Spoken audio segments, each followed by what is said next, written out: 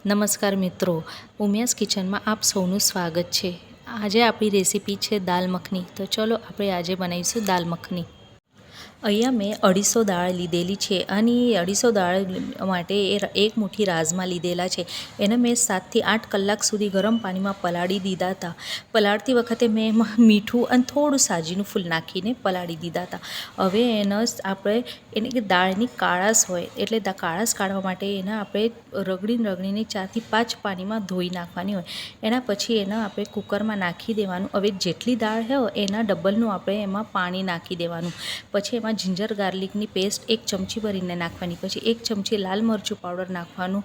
એના પછી ચપટી હળદર નાખી દેવાની। એના પછી 1 ચમચી ધાણા જીરું પાવડર નાખી દેવાનું અને ખડા મસાલામાં ખાલી 2 લવિંગ ને 2 મરિયા અને 1 તમાલપત્રું આપણે એમાં નાખી દેવાનું અને હલાવીને એમાં આપણે 50 ગ્રામ બટર નાખી દેવાનું।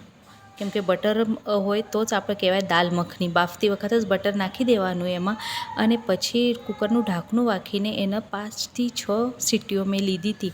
હવે દાળ મખની જાડી હોય એટલે એને જાડાશ કરવા માટે આપણે પાવભાજીના મેશરથી તમારાથી બને એટલું પોલા હાથે તમારે એને મેશ કરતું રહેવાનું એટલે એ રહી આપણી ગાડી અને સરસ મખનીદાર થશે।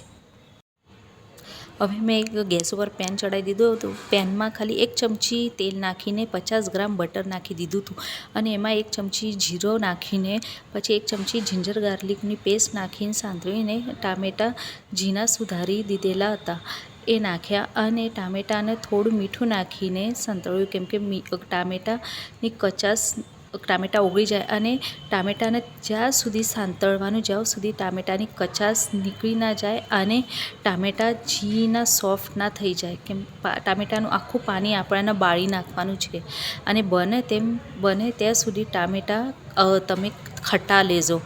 પછી ટામેટામાં 1 ચમચી મરચું પાવડર નાખી દેવાની અને સાંતળવાનું। ટામેટામાં આ રીતનું ખાલી મરચું પાવડર નાખવાથી કલર સરસ આવશે।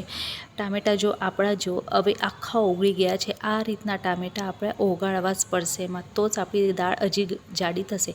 પછી એમાં આપણે દાળ નાખી દેવાની છે અને જો ક્યાંય આપણા રાજમાએ આખા દેખાતા નથી કેમ કે રાજમાને આપણે મેશ કરી દીધા છે। પછી એમની અંદર થોડું પાણી નાખીને દેવાનું અને 50 ગ્રામ ફરી મેં એમાં બટર નાખ્યું છે। હવે એને સરસ બનાવવા માટે ઉપરથી તડકો આપવો પડશે આપણને એટલે મેં ફરી બટર લીધું છે વઘારિયામાં અને બટર મેલ્ટ થઈ જાય પછી એમાં 1 ચમચી ફરી જિંજર ગાર્લિકની પેસ્ટ નાખીને એની કચાશ નીકળવા દેવાની જિંજર ગાર્લિકની પેસ્ટની એને સાંતળી દેવાનું।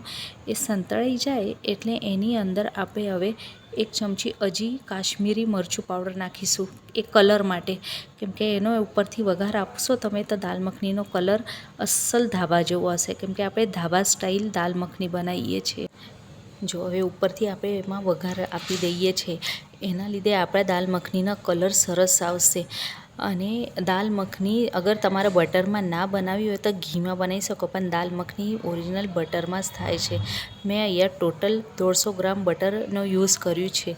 હવે દાલ મખનીને આપણે સર્વ કરીએ। દાલ મખનીને મેં ફ્રેશ ક્રીમથી સર્વ કર્યું છે।